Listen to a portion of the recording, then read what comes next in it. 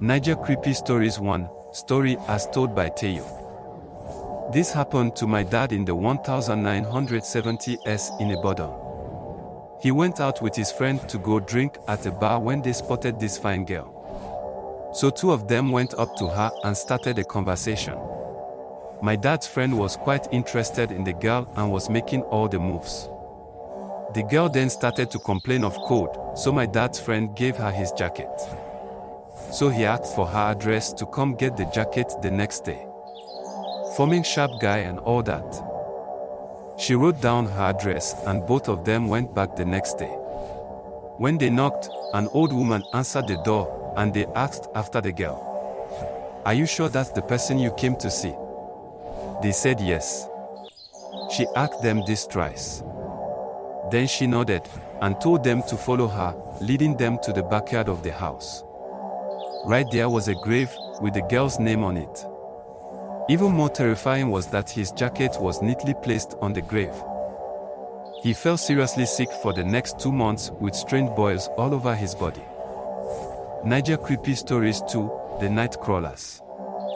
When I was a kid, my family moved into an apartment where a murder had been committed prior to us living there. Every night, my big sister would make me shut our bedroom window, and when I'd look outside, I'd see 3 faces staring back at me. They had no hair, noses, or mouths. They just stared, but never did anything. Well, a few months back, my family was talking about that apartment, and I mentioned the faces. My sister turned to me, shocked. She said that she saw them, too, and that's why she always asked me to close the window. Naija Creepy Stories 3, story as told by coolhumble. Sometimes in 1980s, my dad left my mom and took my younger brother and myself with him to his own parents. One night his dad traveled and asked him to sleep in his room because it was a large house. Then my dad asked me to sleep with him in the room. In the midnight I saw 2 men, one was very long and the other one very short. They would open the door that we have closed with keys with just by the handle, and sometimes they just walk through the door.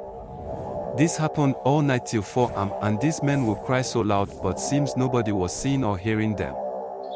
At a time they came very close to me and bent down just to take a closer look. I could see them, but I could not breathe anytime they come closer, and they would not be able to touch me. This happened till 4 am and I never saw them again. My father told my grandpa after. I have explained to my father and he gave no explanation till he died.